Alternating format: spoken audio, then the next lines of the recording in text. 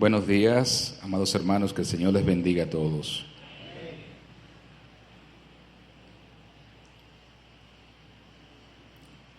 Vamos a orar pidiéndole al Señor la dirección en esta mañana durante el tiempo de la predicación. Padre amado, Dios de gloria y de bondad, en el nombre de Jesús, nos postramos delante de ti, oh Señor, agradecidos de lo que tú has hecho en nosotros, de tu cuidado constante, oh Señor, de tu amor fluyendo de manera continua, Señor, en nuestras vidas. Te adoramos, Padre, y te damos gracias por el privilegio de poder adorarte, porque todo ha sido puesto por tu Espíritu en nuestros corazones. Rogamos, Señor, que tú nos hables en esta mañana conforme a tu fidelidad por medio de tu palabra. Oh Señor, tu pueblo aquí presente busca oír tu voz, gozarse, Señor, en tus promesas y adorarte mientras oímos tu palabra.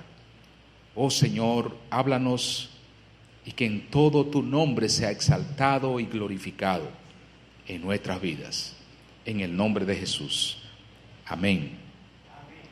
Quisiera aprovechar el primer domingo de agosto, donde celebramos siempre, como primer domingo, la Cena del Señor, para predicar sobre este tema de vital importancia para el creyente. La Cena del Señor, su significado, ¿qué está allí implícito en esa celebración que instituye nuestro Salvador para nuestro bien? Yo quisiera en esta mañana llamar la atención de ustedes a mirar lo que nuestro Señor dice que significa esto para el pueblo, el motivo de la celebración de esta Santa Cena, de este simbolismo que es mucho más que lo que muchos creen. Tiene un significado mucho mayor que lo que muchos le dan. Yo quisiera que lo mirásemos por las Escrituras. Vamos a ver en Mateo capítulo 26, verso 26 al 29, lo que dice nuestro Señor al momento de instituir la Santa Cena. Dice la Escritura: y mientras comían, tomó Jesús el pan y bendijo, y lo partió y dio a sus discípulos, y dijo: tomad, comed, esto es mi cuerpo. Y tomando la copa y habiendo dado gracias, les dio diciendo: bebed de ella todos, porque esto es mi sangre del nuevo pacto, que por muchos es derramada para remisión de los pecados. Y os digo que desde ahora no beberé más de este fruto de la vid hasta aquel día en que lo beba nuevo con vosotros en el reino de mi Padre. Leo igualmente el recuento que hace el evangelista Lucas de el mismo suceso en esa noche cuando el Señor establece la Santa Cena. En Lucas 22, verso 14 al 16 dice: cuando era la hora, se sentó a la mesa y con él los apóstoles, y les dijo: cuánto he deseado comer con vosotros esta Pascua antes que padezca, porque os digo que no la comeré más hasta que se cumpla en el reino de Dios. Voy a leer el recuento que hace Marcos del mismo tema, pero solamente el verso 25. De cierto os digo que no beberé más del fruto de la vid hasta aquel día en que lo beba nuevo en el reino de Dios. Quisiera en esta mañana enseñarles o mostrarles por las Escrituras que cuando el Señor habla que hagamos esto, que practiquemos la Santa Cena en memoria suya, no nos está diciendo que nos acordemos de su persona solamente, de que Él vino, de su ministerio, de lo que Él hizo mientras estaba aquí en la tierra. No nos está diciendo, recuérdenme como yo fui, como yo era, lo que hice. No, es mucho más que eso. Cuando el Señor establece la Santa Cena aquí y dice que hagamos esto en memoria suya, hay una promesa que Él hace a sus amigos, porque Él le llamó amigos a sus discípulos. Él le dijo, ya no os llamaré siervos, sino los llamaré mis amigos. Porque el siervo no sabe lo que hace su Señor, pero ustedes, los amigos, sí. De modo que a sus amigos Él está diciendo, hagan esto en memoria de mí, pero les voy a dar una promesa con esto. Yo no voy a beber más, no voy a hacer una celebración nueva hasta que esto se cumpla, hasta que podamos tener una celebración mucho mayor, pero no en este reino, no en esta tierra, sino en el reino de Dios. Y esto tiene una importancia enorme, porque lo que el Señor le está diciendo a sus discípulos en un momento tan solemne como aquel, porque estamos a horas de que el Señor vaya a la cruz a dar su vida por su pueblo, en ese momento Él les dice, conforme al relato de Lucas, que Él estaba deseando ese momento. Fíjese cómo lo dice.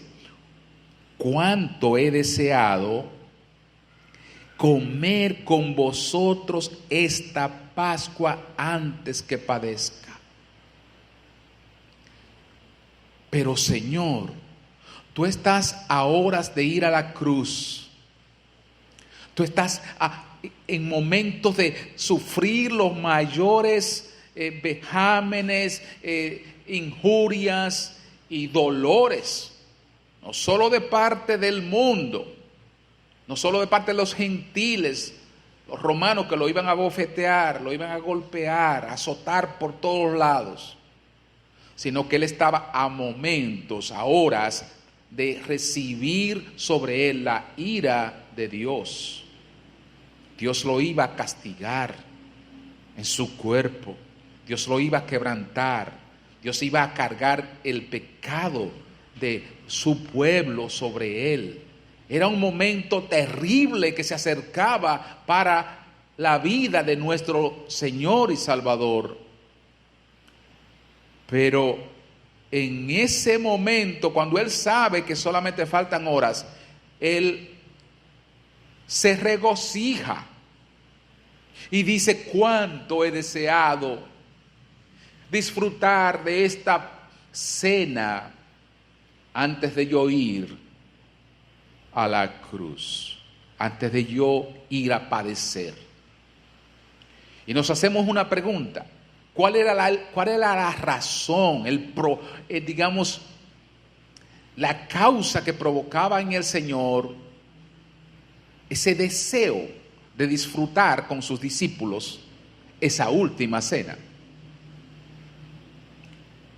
Y lo que el pasaje nos está sugiriendo, enseñando, es que en ese momento Él le iba a dar una de las mayores promesas a su pueblo, comenzando por sus amigos, los apóstoles, pero que iban a ser solamente el fundamento, la base de la iglesia, porque después de ellos vendrían millones y millones y millones de personas que creerían en el Señor Jesucristo por la predicación apostólica y que por tanto se convertirían en su pueblo.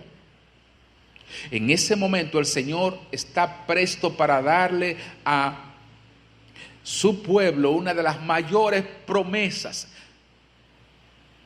E incluso Él se compromete con esa promesa para dar a los discípulos una señal de cuán comprometido nuestro Señor está en llevarnos a la gloria, a su reino. Él le dice: no voy a tomar más el fruto de la vid hasta que tengamos la verdadera celebración, el verdadero banquete que es en el reino de Dios. De modo que cuando el Señor le dice: hagan esto en memoria de mí, y lo vincula a esa promesa de que se hará una celebración, donde el creyente, parte de su pueblo, el hombre y la mujer redimida por su sangre, van a disfrutar de la presencia de Dios, ya libertados del pecado, libertados de la esclavitud de este mundo. Y el Señor mirar eso, porque Él mira el futuro y ve el linaje que el resultado de su muerte produjo. Como dice Isaías capítulo 53, que Él vería el fruto de la aflicción de su muerte y quedaría satisfecho. Él vería ese linaje. Y Cristo en ese momento, antes de ir a la cruz y morir para redimir a cada uno de nosotros, dice: cuánto he deseado disfrutar esto, porque ahora yo les digo, no habrá más celebración entre nosotros en esta tierra, sino hasta que yo beba de nuevo con ustedes en el reino de Dios. Y no se trata, para algunos que están pensando, o que pudieran estar pensando cuando leen esto, que el Señor está hablando de una celebración similar a la que aquí en la tierra se daba, que era ciertamente con vino, con pan. Esas fiestas de Israel eran fiestas de gran gozo entre la familia. Y sabían hacerlo, y había una comunión entre esa familia cuando celebraban esas fiestas, especialmente la Pascua, porque allí se celebraba la libertad, las promesas de Dios de que habiéndolo sacado de Egipto al pueblo, los iba a guardar en el desierto, los iba a entrar a la tierra prometida, y cuarto lugar, Él iba a ser su Dios y ellos serían su pueblo. Por eso durante la Pascua habían 4 copas que se usaban de vino, 4 copas, haciendo memoria a esas 4 promesas que Dios había hecho al pueblo de Israel. La libertad, la protección en el desierto, la entrada a la tierra prometida y la promesa de que Él sería su Dios y ellos serían su pueblo. Cuando el Señor habla aquí de la cena, del banquete en los cielos, recuerden bien que la Pascua o la Santa Cena que hoy celebramos es una sombra, por más grande que sea, y lo es una sombra de la verdadera celebración que en el reino de los cielos tendrá la iglesia. Y el Señor lo que está diciendo: memoricen, tengan memoria de mí,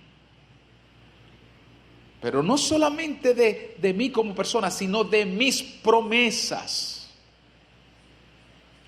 Y aquí está la parte más importante que el creyente tiene que tener cuando celebra la Santa Cena, es que el Señor con ella nos da promesas. Nos da promesas. Y cuando Él dice, hagan esto en memoria de mí, es recuerden mis promesas. Ciertamente que recordamos su entrega por nosotros, su sacrificio. Eso no se nos puede olvidar jamás.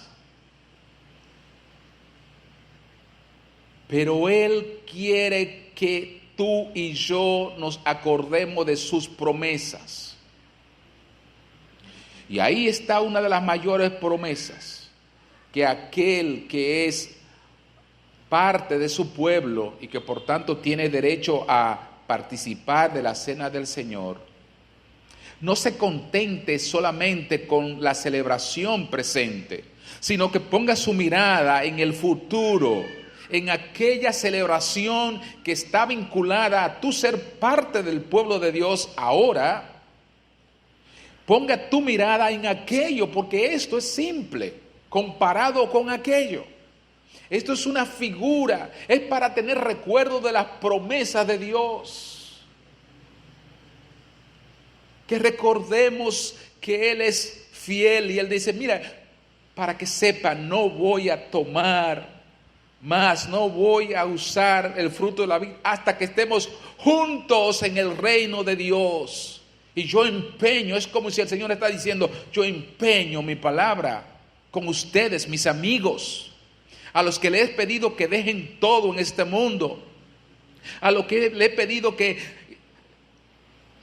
dejen a los muertos, que entierren a sus muertos y ustedes vengan y anuncien el reino de Dios.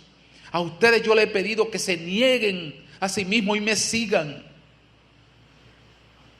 A ustedes yo le he pedido que dejen, si es posible, a su madre y a su padre y a su hijo por causa de mí. A ustedes yo les prometo que hasta que estemos juntos en el reino de los cielos no voy a hacer celebración. Esa es la promesa de Cristo nuestro Señor. De modo que cuando yo celebro la Santa Cena, miro esto y yo digo, wow, Señor, gracias. Porque fíjate hasta dónde tú te comprometes conmigo, Señor. Hasta dónde tú me dices que estás esperando que yo sea redimido por ti, glorificado por ti.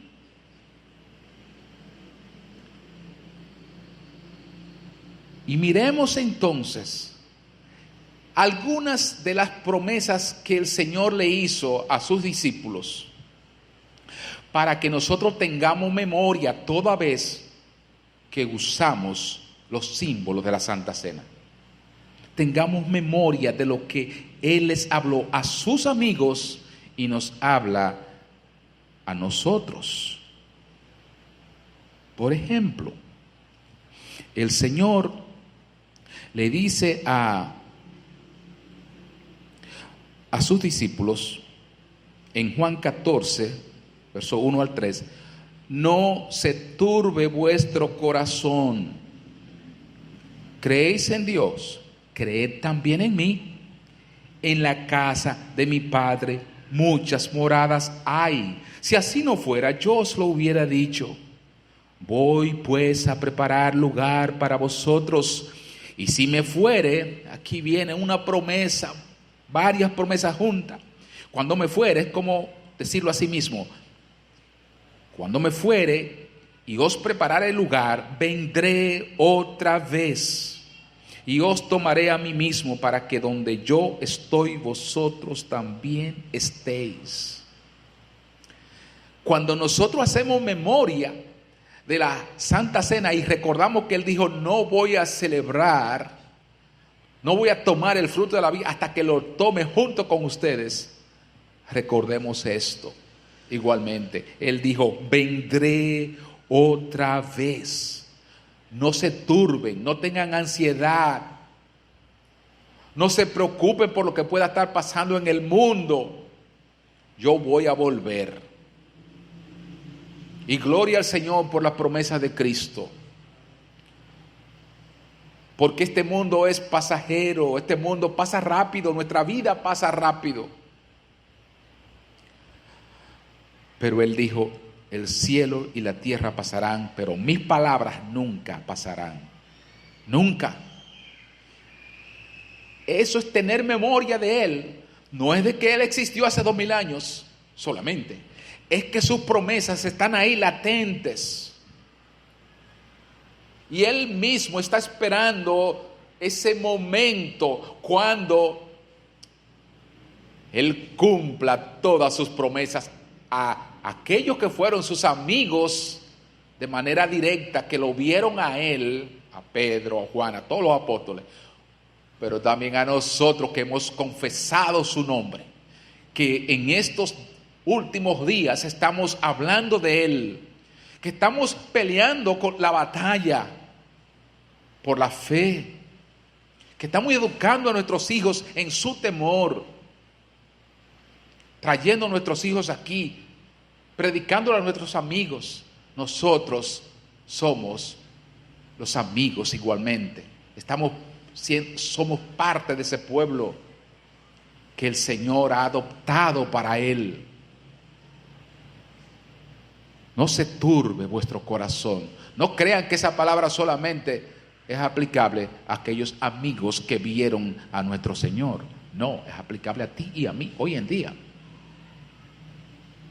¿Estás turbado? ¿Estás preocupado, preocupada, ansioso por lo que está pasando en el mundo? Recuerda las promesas del Señor.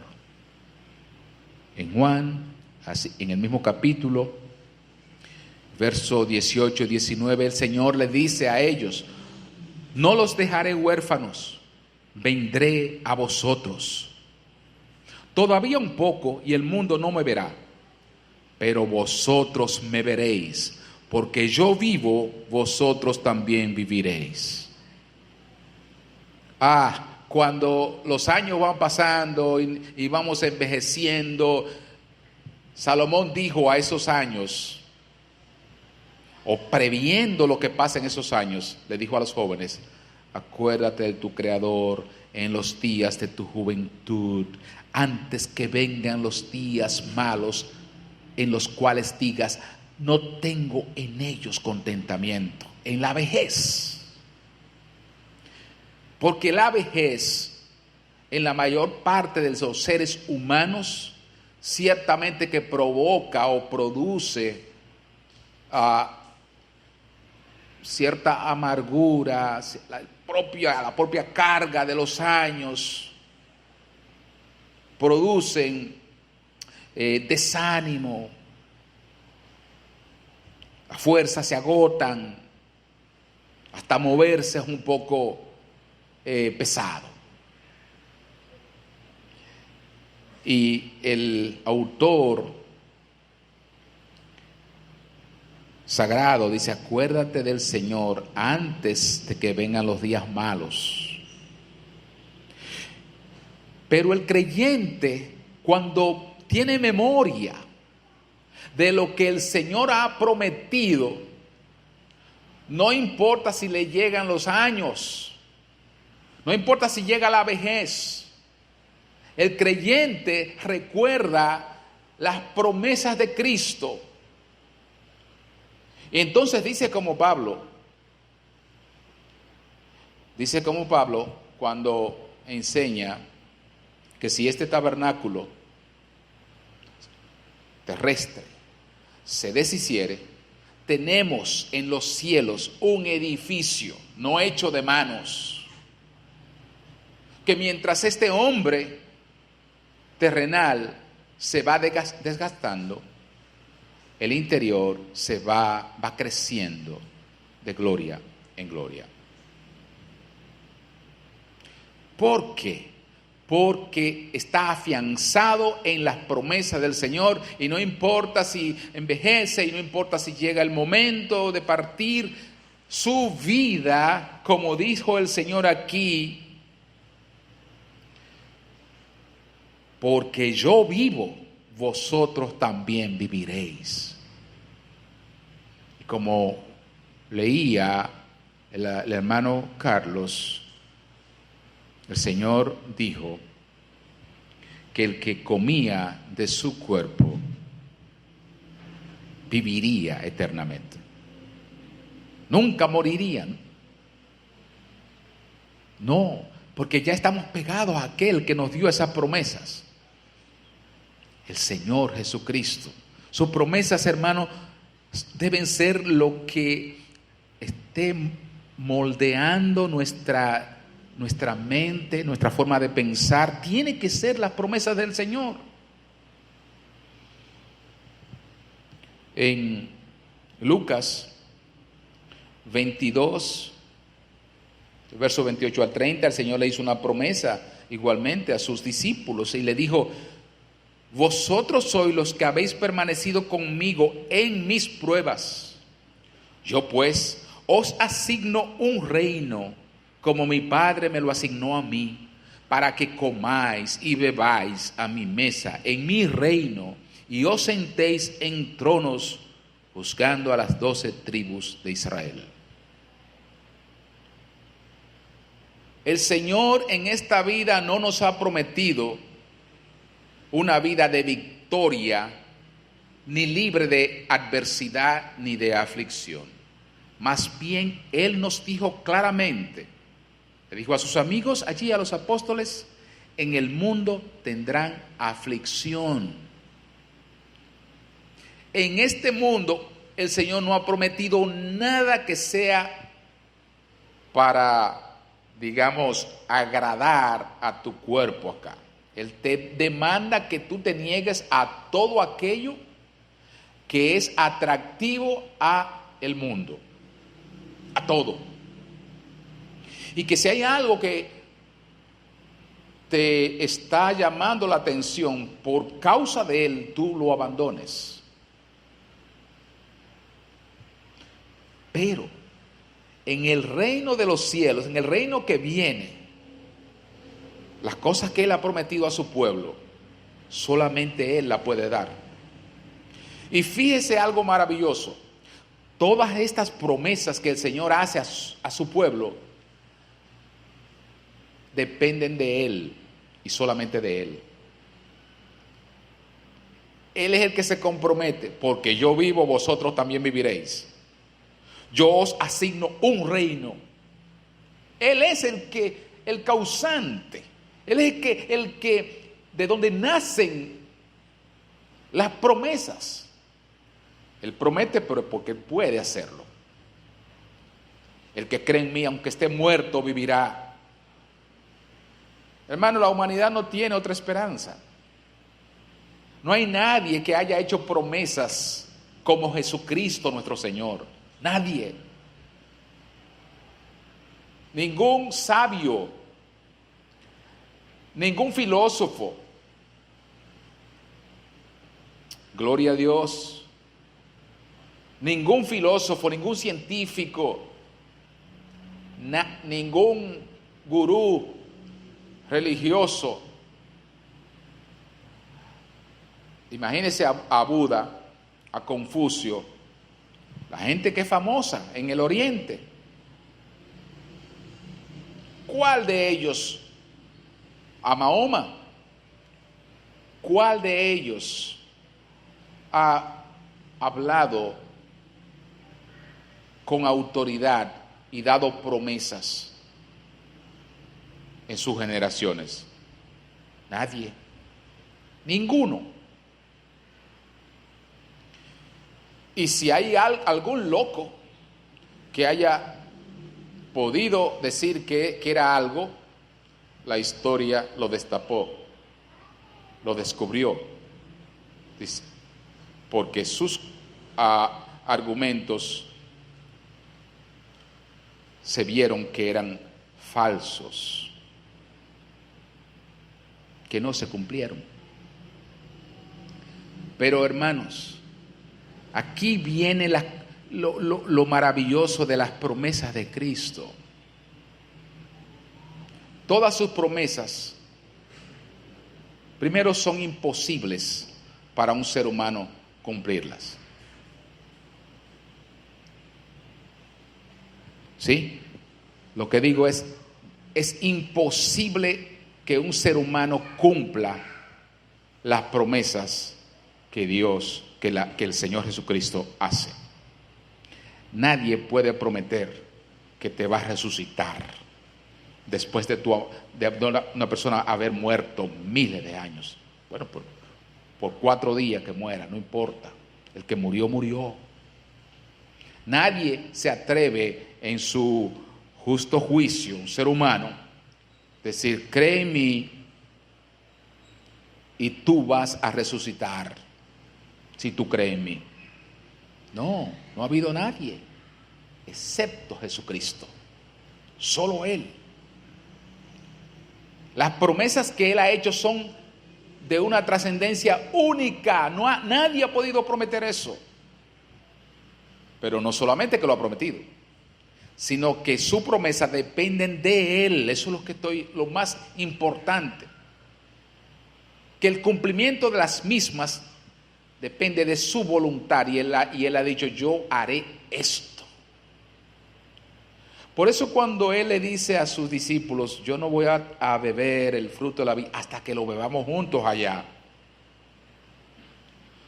Sus discípulos le creyeron totalmente. Aquel que estaba vestido de humanidad, sí, con fragilidad ciertamente, pero le creyeron 100%, creyeron en todo lo que el Señor le había dicho. No solamente que creyeron cuando Él se los dijo, sino creyeron cuando Él fue a la cruz, después de la resurrección y cuando Él ascendió a los cielos. Sus amigos le creyeron. Y quiero leer solamente algunos de los testimonios de sus amigos más cercanos para que ustedes vean cómo ellos creyeron la promesa del Señor Jesucristo. Por ejemplo, Pedro, quien era uno de los hombres más cercanos al Señor y quien estuvo ahí la noche de esa última cena, Pedro habla acerca de Cristo. El testimonio que él da. ¿Y qué importancia tiene esto? Bueno, muchísima. Porque recuerden que Pedro estuvo durante todo el ministerio de Cristo. Él lo vio en su momento de debilidad, por ejemplo, durmiendo con necesidad de comer, ¿verdad? Cansado. Él lo vio en esos momentos de debilidad. Pero también lo vio en los momentos donde Él fue transfigurado en el Monte Santo. Lo vio reprender el viento y el mar. Lo vio resucitar los muertos. Él vio al Señor en su humanidad y en su majestad. Ahora mire cómo Pedro confía plenamente en las promesas del Señor, confía en lo que Él estaba estableciendo para su pueblo, y Él se expresa de esta manera. Es un testigo de primera mano que nosotros tenemos. Tenemos que oír a Pedro, que vivió con Él, para que miremos cómo Pedro veía al Señor Jesucristo. En Hechos capítulo 3, verso 13 al 15, Pedro en este discurso dice: el Dios de Abraham, de Isaac y de Jacob, el Dios de nuestros padres, ha glorificado a su Hijo Jesús, a quien vosotros entregasteis y negasteis delante de Pilato, cuando éste había resuelto ponerle en libertad. Pero ustedes negaron al santo y al justo y pidieron que se les diese un homicida. Y ustedes mataron al autor de la vida, a quien Dios ha resucitado de los muertos, de lo cual nosotros somos testigos. Hermano, hace 2000 años Después del Señor ascender a los cielos, Pedro, un testigo ocular del ministerio del Señor y que escuchó esa noche que se establecía ese pacto, unos meses después da este discurso y dice que Cristo es el prometido a Abraham, a Isaac, a Jacob. Es el Mesías prometido, que Él es el santo y es el justo, que Él es el autor de la vida, de donde nace la vida es Jesucristo. Pedro había creído a las promesas del Señor. En el verso 11 y 12 del capítulo 4 de este mismo libro de Hechos, el mismo Pedro dice: este Jesús es la piedra reprobada por vosotros los edificadores, la cual ha venido a ser cabeza del ángulo, y en ningún otro hay salvación, porque no hay otro nombre bajo el cielo dado a los hombres en que podamos ser salvos. Oh, cuántas personas Pedro vio durante su vida. Cuántos hombres que se decían ser grandes, Pedro pudo mirar. Pedro pudo oír del César, que se decía como Dios. Esos emperadores, Pedro pudo tener noción de la jerarquía de los sumos sacerdotes y ver cómo se vestían y ver cómo ellos se expresaban como grandes en este mundo. Pero Pedro había claramente visto que grande solamente había entrado en el mundo uno, y era la persona de Jesucristo. Él era el autor de la vida, el santo, el justo, y le predica a todo el pueblo diciéndole: ha entrado a este mundo al que ustedes mataron, el Mesías prometido. Así como lo vieron, que anduvo entre nosotros, humilde, manso, Él es el único nombre bajo el cielo dado a los hombres en que podamos ser salvos. Es el testimonio de aquel hombre que estuvo cerca de Cristo. Yo creo firmemente que no hay ningún otro nombre que se haya dado bajo el cielo para que el hombre sea salvo, solo mi Señor Jesucristo. Y por eso le adoro, por eso le sirvo, por eso hago memoria de Él y recuerdo lo que Él hizo por mí y recuerdo las promesas que Él hizo para mí. Y me gozo en sus promesas. Como Pedro se gozaba en saber que quien murió en la cruz también resucitó y Él lo vio ascender a los cielos. Hagamos memoria de esto, hermanos, para que este mundo no nos quite nuestro gozo.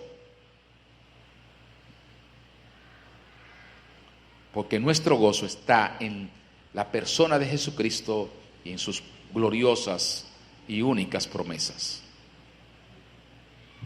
Pedro,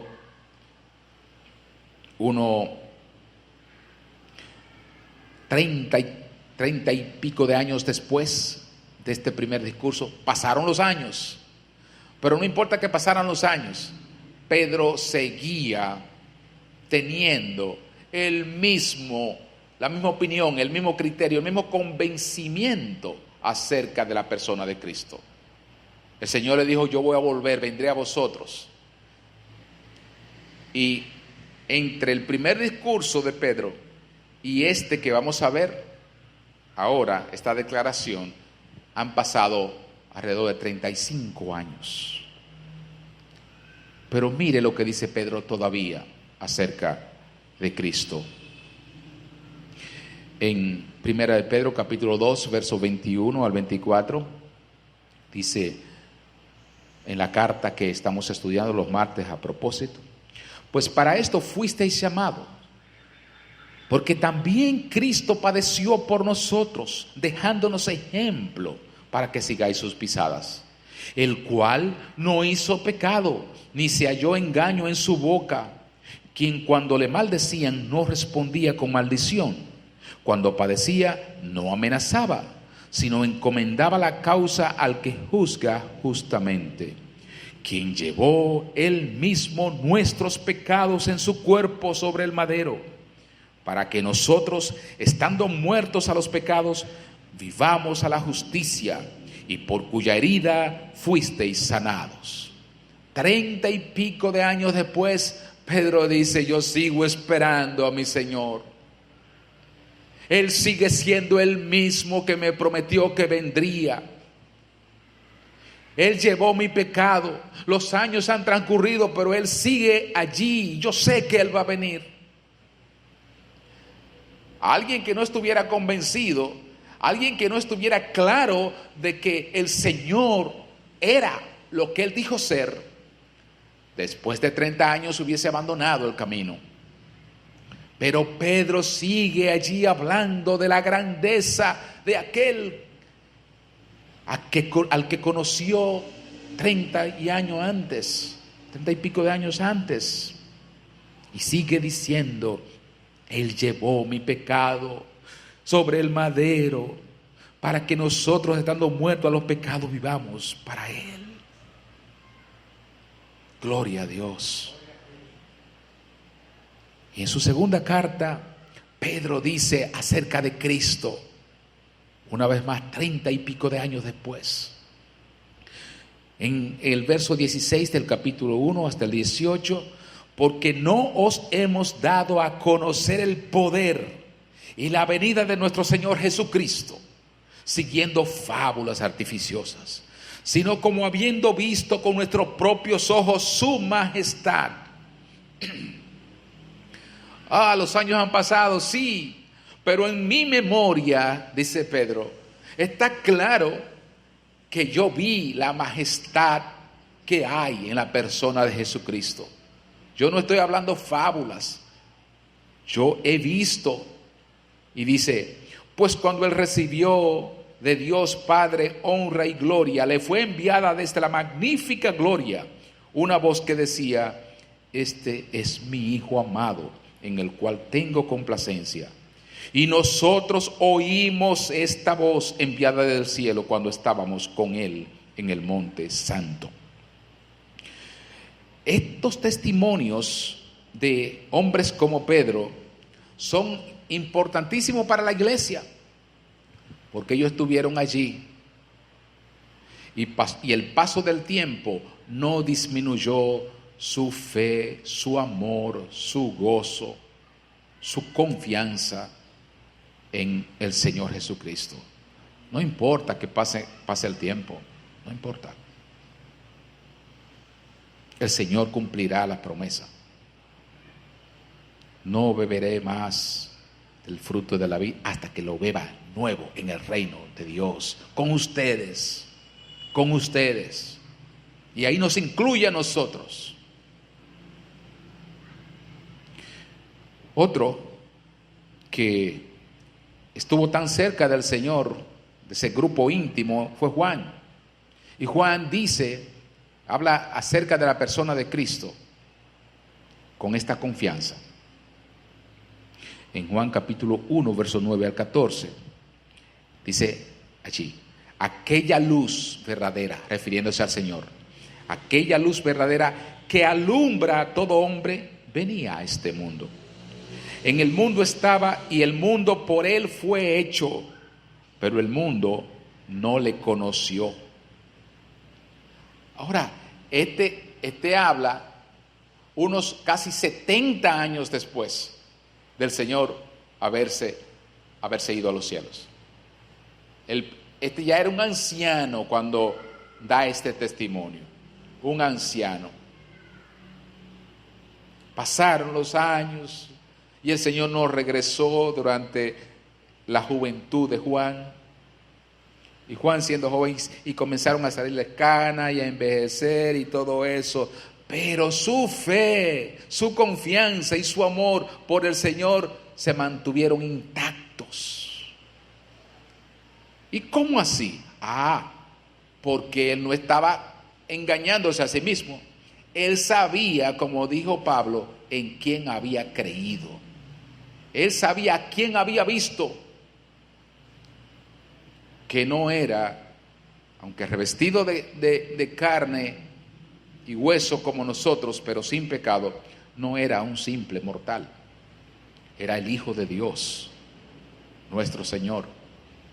El mundo había sido hecho por Él, por Cristo. Y Juan da testimonio de eso.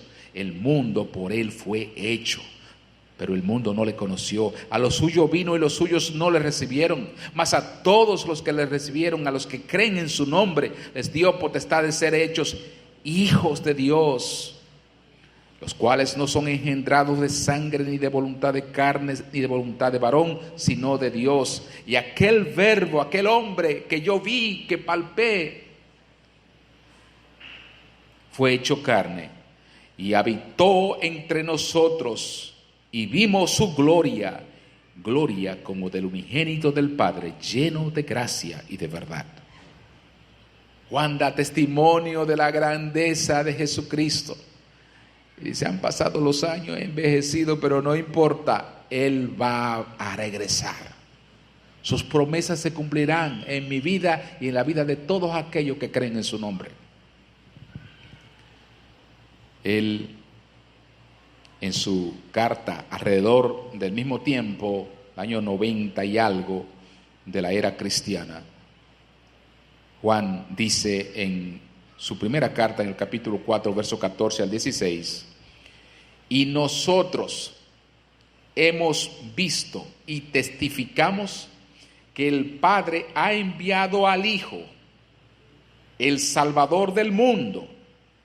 Y todo aquel que confiese que Jesús es el Hijo de Dios, Dios permanece en él y él en Dios. Y nosotros hemos conocido y creído el amor que Dios tiene para con nosotros. Dios es amor, y el que permanece en amor permanece en Dios y Dios en él. Juan dice, nosotros testificamos que Jesús es el Hijo de Dios. Confesamos que Él es el Salvador del mundo. Creemos en sus promesas.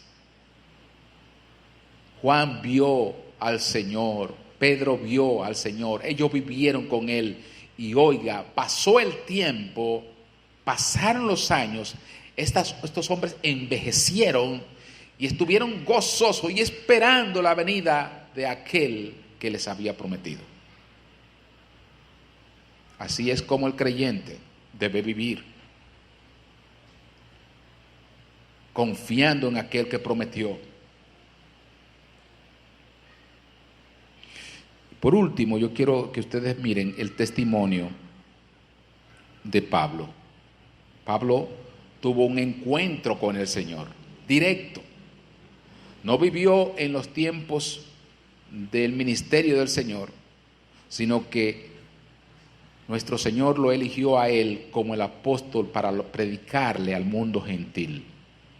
Y este fue un hombre que vio cosas extraordinarias que Dios le reveló. Y el apóstol Pablo conoció a Cristo de una manera muy especial. Y oiga cómo él testifica acerca de la persona de Jesús. En Filipenses, en el capítulo 3, en verso 8, oiga lo que él dice acerca de Jesucristo.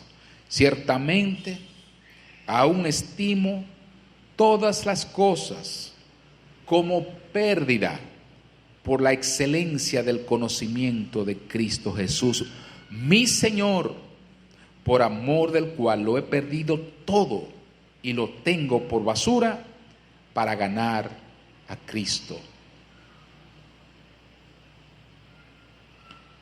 Mis amados hermanos, Pablo Fue uno de los hombres más influyentes durante la edad de la iglesia primitiva.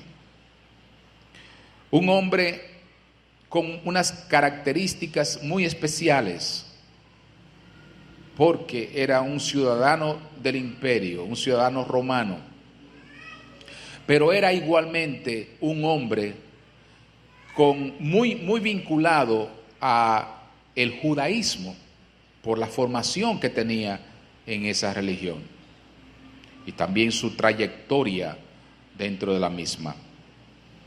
Pero también un hombre muy educado en la filosofía. Conocía muy bien, manejaba muy bien las escuelas de la filosofía griega. Este hombre había estado frente a grandes personalidades de aquella generación. Por ejemplo, estuvo frente a reyes, al rey Agripa, hablándole directamente, a varios gobernadores. Tuvo oportunidad de ver grandes personalidades con las que el mundo podría deslumbrarse al ver al rey Agripa que entra con su esposa Berenice allí. Ustedes saben que el ser humano se deslumbra mucho por las cosas que ve y tiende a engrandecer a los hombres por la apariencia que los hombres tengan. Pablo tuvo la ocasión, la oportunidad de estar frente a grandes personalidades, tanto del judaísmo, porque estuvo muy codeado de los sumos sacerdotes, como también de los reyes de aquel tiempo. Pablo fue un hombre muy influyente y podía tener acceso a esos lugares y a esas personas. Pero miren de quién es que él testifica que es grande y por quién él está dispuesto a darlo todo. Es por aquel que él dice, Cristo Jesús, yo estimo todo lo que hay como basura por la excelencia de conocer, no al rey Agripa, no al César, la excelencia de conocer a Cristo Jesús. Y yo digo, gloria a Cristo.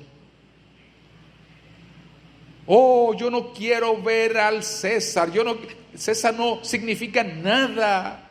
El rey Agripa, no, para nada, ni sus vestidos, ni sus lujos, ni su corona me deslumbran. Yo quiero conocer la excelencia de Cristo, mi Señor, por amor del cual lo he perdido todo y lo tengo por basura para ganarlo a Él. Y yo digo, aleluya, gracias Señor, porque eso debe ser Cristo para mí, mi gozo, mi esperanza.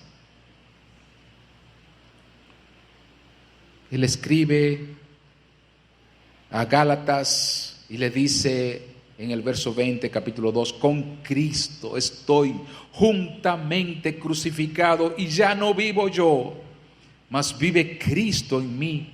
Y lo que ahora vivo en la carne, lo vivo en la fe del Hijo de Dios, el cual me amó y se entregó a sí mismo por mí.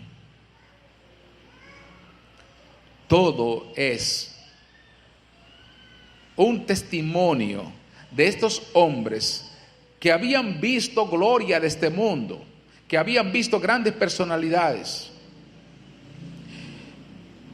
pero tenían claro en la memoria que grande, fiel y verdadero solamente había entrado uno a este mundo, Jesús de Nazaret, a quien damos gloria, honra y honor en esta mañana. Grande solo Él. Él se gozó.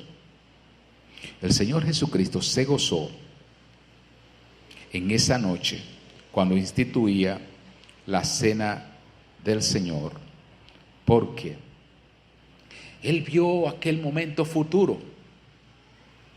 Y como dice el autor de los Hebreos, que con esta nota concluyo, él vio ese momento cuando su pueblo iba a dejar de vivir en las tinieblas y en la temporalidad de esta vida, y en el sufrimiento y en las lágrimas, en las aflicciones, porque él dijo, tendrán aflicción en este mundo, pero yo he venido para que tengan vida y vida en abundancia. A esa vida que el Señor apuntó. Y en esa noche su regocijo era porque faltaban horas para Él cumplir, para Él sacrificarse por nosotros, para que un día pudiéramos estar con Él. Mire cómo el escritor a los Hebreos ilustra el gozo que el Señor sintió en esa noche. Puestos los ojos en Jesús, Hebreos 12:2. Puestos los ojos en Jesús, el autor y consumador de la fe, el cual, por el gozo puesto delante de él, sufrió la cruz, menospreciando el oprobio, y se sentó a la diestra del trono de Dios. Antes de ir a la cruz, el Señor había dicho, cuánto he deseado comer con vosotros esta Pascua. Y ahora el autor de los Hebreos dice, el Señor antes de ir a la cruz puso el gozo, se regocijó de ver lo que sería el resultado de su muerte: llevar muchos hijos a la gloria. Oh, cuando disfrutemos de la cena del Señor, y no solamente en ese momento, pero especialmente, recordemos sus promesas. Tengamos memoria de lo que Él es para nosotros, para que lo amemos, para que valoremos su obra y su persona, y para que sepamos que Él está en medio nuestro. Sí, hermanos, porque a veces actuamos como si el Señor no estuviera en medio nuestro. Yo quisiera que cada uno de nosotros tuviera la pasión por el Señor que tenían estos hombres, que hablaban persuadidos, convencidos. El cristiano tiene que estar persuadido, tiene que estar convencido. Si usted no lo está, haga memoria de las promesas de Cristo. Tenemos que hacerlo para que vivamos una vida de victoria, gozosa. Porque nadie se puede quedar tranquilo al oír unas promesas tan gloriosas si las cree. Hay que darle gloria y honra al Señor. Después de esto, mis amados, solo nos resta decirles que en cualquier momento nosotros veremos el cumplimiento de las promesas. Que el Señor nos manda a estar preparados para su venida. Y que hagamos memoria de que Él dijo, yo vendré otra vez.